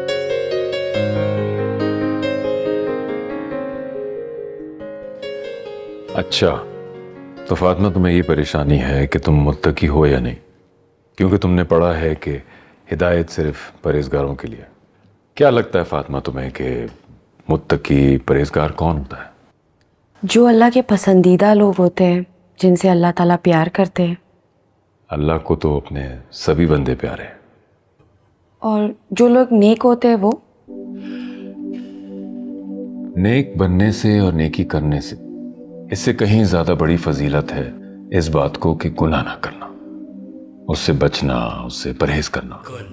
जैसे हम अपने डॉक्टर के कहने पे उन चीजों से परहेज नहीं करते जो हमारी सेहत के लिए अच्छी नहीं है। कुछ समझ में आई बात? बस मुत्तकी कहलाने के लिए क्या यही बात काफ़ी है? देखो फातिमा, मुत्तकी भी परहेज करता है, मोहतात रहता है, कॉन्शियस हो जाता है अपने रब के अहकामात से, हिदायत से जो नसीहत की सूरत में उसके दिल और दिमाग में, हर उस ख्याल से, हर उस बात से, हर उस अमल से जो उसके रब को नापसंदीदा है, क्योंकि वो अपने रब को नाराज नहीं करना चाहता। और यही वजह है, यही बुनियाद है हर उस अच्छी सोच की, उस सवाब के अमल की, कि मुत्तकी को, परहेजगार को एहसास रहता है अपने रब का, उसके अहकामात के जरिए खौफ रहता है अल्लाह का। अल्लाह से खौफ? हाँ, अल्लाह से खौफ, लेकिन उसके कहर से ज्यादा उसकी मोहब्बत और रहमत के छिन जाने का खौफ। जैसे हमारे करीबी नहीं होते जिनसे हम बहुत मोहब्बत करते हैं और हमें डर होता है कि वो कहीं हमसे छिन ना जाए, ऐसे। यानी कि जब तक हम गुनाह ना कर ले, गुनाह के ख्याल आने से कुछ नहीं होता, लेकिन नेकी के ख्याल आ जाने से नेकी लिख दी जाती है। एग्जैक्टली। सुभान अल्लाह। पता नहीं क्या बात है, आप जब भी मुझे किसी भी चीज़ के बारे में समझाते हैं, मेरे सारे कॉन्सेप्ट्स क्लियर हो जाते हैं। आपकी सारी बातें दिल को लग जाती है। ये सब कुछ है ही आसान, बस सिर्फ एक बार एहसास हो जाए, मंजिल आसान है इंशाल्लाह। आप इतना प्यार करते हैं अपने बंदों से, इतनी मोहब्बत, बार बार माफ़ करते हैं, बार बार वापस बुलाते हैं अपनी तरफ, बार बार नवाजते हैं, और हम इंसान, हमारे पास शुक्र अदा करने का भी टाइम नहीं। इतने साल आपकी मोहब्बत को महसूस किए बगैर ज़ाया कर दिए।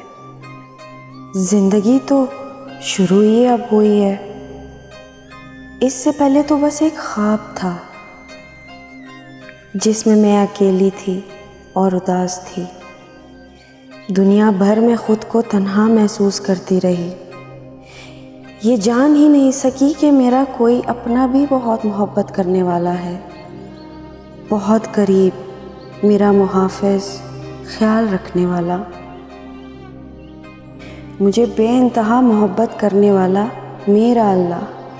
मैं इस काबिल नहीं कि आपकी मोहब्बत को दिल में सजा के रख सकूं। बस इतना है कि अब मैं सुकून में आ गई हूँ। मेरा बस ये सुकून बरकरार रखिएगा। जी फातिमा, आप क्या कहना चाह रही थी? मैंने आपसे डिस्कस करना था कि मेरा दिल बहुत कमज़ोर सा हो गया है। बात बात पे रोना आता है। कुछ समझ नहीं आ रहा है कि मैं क्या करूं। ये तो बहुत अच्छी बात है फातिमा, ईमान की निशानी है। दिल जितना नरम होगा, आंखें रोएंगी तो ईमान बढ़ता जाएगा। और दूसरी बात ये है ना उस्मान साहब, जब अल्लाह ताला अपने मखलूक से इतनी मोहब्बत करते हैं तो वो अपने बंदों को मरने क्यों देता है? इसलिए कि मौत बरहक है। हर जी रूह को मौत का मजा चखना है। कुल्लु नफ्सिन ज़ाइक़तुल मौत। यू नो कि we are all in transit, और हमारे रब ने हमें इस दुनिया में एक मकसद के तहत भेजा है। जब वो मकसद पूरा हो जाता है तो बस वापसी का सफर शुरू। और तुम जब अपनी टीम किसी मिशन पे भेजती हो तो वापस नहीं बुलाना चाहोगे। वापस ना बुलाना भी तो जाती है ना। हमारा रब तो हमें यहाँ भेजकर हमारे हर हाल से बाखबर रहता है, हमारी सुनता है, हमारी मदद करता है और पूरे सफर में हमारा साथ देता रहता है। और जब वक्त पूरा हो जाता है तो वापस बुला लेता है। और अपने रब के पास वापस जाने से प्यारा और क्या काम हो सकता है? लेकिन जब वो बुलाए, जबरदस्ती हमें उसके पास नहीं जाना। और तुम्हें पता है फातिमा, जब अल्लाह ने अपने महबूब सल्लल्लाहु अलैहि वसल्लम को फरिश्तों के हाथों पैगाम भेजा कि आप सल्लल्लाहु अलैहि वसल्लम अपने रब से मिलना चाहेंगे या दुनिया में रहना चाहेंगे, तो आप सल्लल्लाहु अलैहि वसल्लम ने अपनी मर्जी से, खुशी से अपने रब से मिलने की ख्वाहिश जाहिर कर दी। आज मैंने एक छोटी सी बिल्ली को अपने आंखों के सामने मरता हुआ देखा। It was really painful. देखो फातिमा, दूसरों के लिए दर्द रखना अच्छी बात है। एंड आई नो कि मौत पेनफुल है, लेकिन उसके बाद हम जिस जगह जाते हैं वो जगह इससे कहीं बेहतर है। इसीलिए आप अगर जानवरों को या मरते हुए देखें तो उसका गम ना करें, क्योंकि वैसे भी उनका हिसाब किताब नहीं है। फिक्र तो हमें करनी चाहिए, क्योंकि ये दुनिया है ही दुखों और तकलीफों की जगह, सिवाय उसके जो अपने रब की रजा भी जीता है। उसके लिए दुनिया और आखिरत दोनों में कामयाबी है।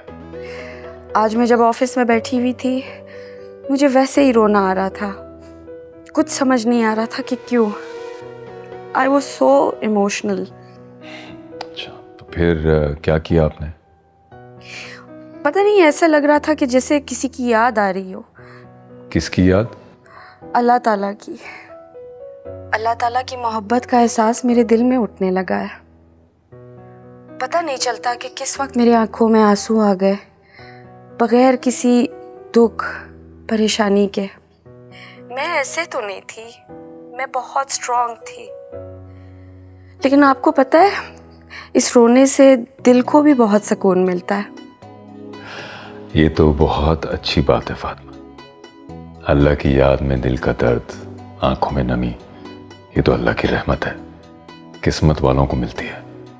और ये तुम्हारी ताकत है फातिमा, इसे कभी अपनी कमजोरी ना समझना। इस बात का मतलब जानती हो ना फातिमा, नरम दिल कौन होते हैं? जो दूसरों का दुख, दर्द, तकलीफ देख तक नहीं सकते, तकलीफ देना तो दूर की बात है। और अल्लाह का शुक्र अदा करो कि उसने तुम्हें ताकत दी है। ये तुम्हारे दिल की कैफियत देख के मुझे ऐसा लगता है कि तुम अपने रब के यहाँ मकबूल हो। तुम्हें बहुत बहुत मुबारक हो। बस अब इस फीलिंग को दायम और कायम रखना। अल्लाह कामयाब करे तुम्हें। परेशानी हो रही थी कि आपने यूँ अचानक से बुला लिया। सब ठीक है ना? हाँ, वो अनीशा की तबीयत खराब हो गई है, डॉक्टर ने माइनर सर्जरी का कहा है। बच्चे भी परेशान होंगे तो फौरन जाना पड़ेगा। तो क्या आप भी परेशान हैं? आप तो अल्लाह के इतने करीब हैं। परेशानी तो अल्लाह की तरफ से आजमाइश होती है, और आजमाइश वो किसी की भी ले सकता है। परेशानी वो वाहिद चीज़ है जो इंसान को रब से करीब करती है, और जो पहले ही उसके करीब हैं उन्हें परेशानी में भी शुक्र अदा करना चाहिए कि उसने उससे ज़्यादा तकलीफ और परेशानी नहीं दी। आपको यूँ मुतमईन देख के यही लगता है कि अल्लाह ताला आपसे बहुत प्यार करते हैं। अल्लाह तो 70 माओं से ज़्यादा मोहब्बत करता है। जिस तरह हम उसे अपनी खुशियों में याद रखते हैं, दुख और परेशानी में भी याद रखना चाहिए। और आपने वो लोगों को कहते सुना होगा ना कि क्या मुसीबत है, क्या अजाब है। ये बहुत सख्त अल्फाज है, क्योंकि ना तो हमने मुसीबत देखी है और ना ही अजाब। हाँ, वक्ती मुश्किलात होती हैं, वो तो जिंदगी का हिस्सा है ना। सही कह रहे हैं आप। वैसे कब जा रहे हैं? आज रात की फ्लाइट है। और वापसी? बस दुआ करो सर्जरी ठीक से हो जाए, चीज़ें बेहतर हों, उसके बाद वापसी है। इंशाल्लाह सब बेहतर होगा। आज कुछ पूछना है? कोई सवाल, कोई दीनी मसला? नहीं, आज कुछ नहीं पूछना। अपना बहुत ख्याल रखना। आप भी।